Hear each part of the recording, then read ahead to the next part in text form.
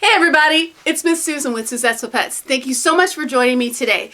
Today I basically want to talk to you about what my next week's story time. Next week I'm doing the topic of snow and snowmen. And so what I'm going to do for my little puppet bit is I have a snowman puppet.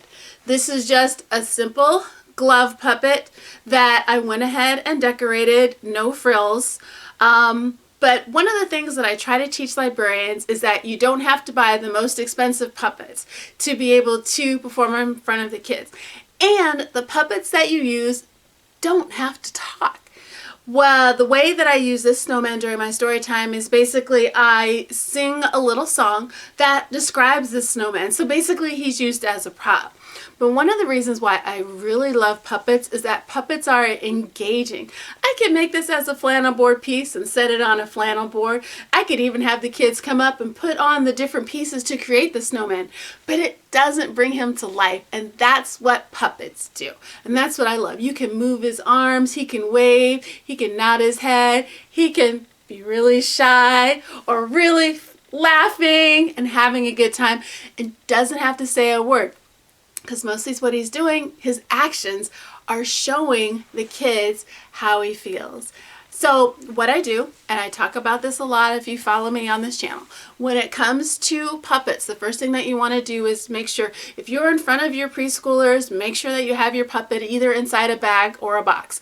Have them inside their home, hidden, until it's time for them to come and to do their job. And so if you're like me, who's currently doing our story time online because our library is not allowed to have kids inside the building just yet, the great thing about it is I can just have him sitting on the floor and being off camera. Make sure when you're in front of the kids, do not have a puppet on your lap. That's called a dead puppet. And trust me, your preschoolers will watch that puppet on your lap wondering why a few minutes ago the puppet was talking to the children and now it's not. So make sure that if you are in front of your preschoolers that you have the puppet inside its home, which is like some sort of bag or box. If you're doing it on camera like I am right now, you can put it out of sight because it's just me, the lights, and the camera. So anyway, when it comes to this snowman, or when it comes to introducing any puppet to do any type of skit, there has to be an opening, and there has to be the skit, and then there has to be the closing. So when I do the opening, it's always the same. The kids are always saying, hi, and whatever the puppet is, like, hi, Sammy the Snowman, good morning, good afternoon. Whenever I'm seeing the children, there has to be some sort of opening. So once we do that, then I bring up the puppet, and then I tell the kids what we're going to be doing. And so what I did differently with this puppet, because as I said before, you don't have to make the puppet talk. Actions speak louder than words, is I told the kids that, okay, I'm going to sing a little song about Sammy the Snowman. And Sammy's going to stand there and we're going to point out the different features that Sammy has. So Sammy, why don't you stand right there and let me make sure that I see my notes. No, Sammy's right there so I can see.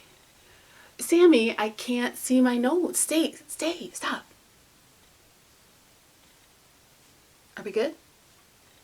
Okay, great. All right, so here we go. So you know what? I've done that bit with many types of puppets, and I tell you, kids just roar with laughing. They think it is so funny because Sammy is not following my directions. So sometimes those little things are what really makes a difference.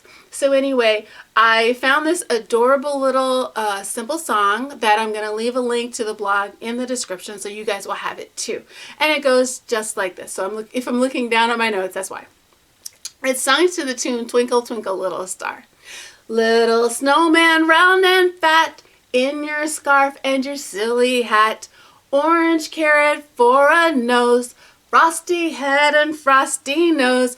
Little snowman, be my friend, please don't melt until winter's end. Yay! Good job! Good job! Oh my gosh, that was so awesome, right kids?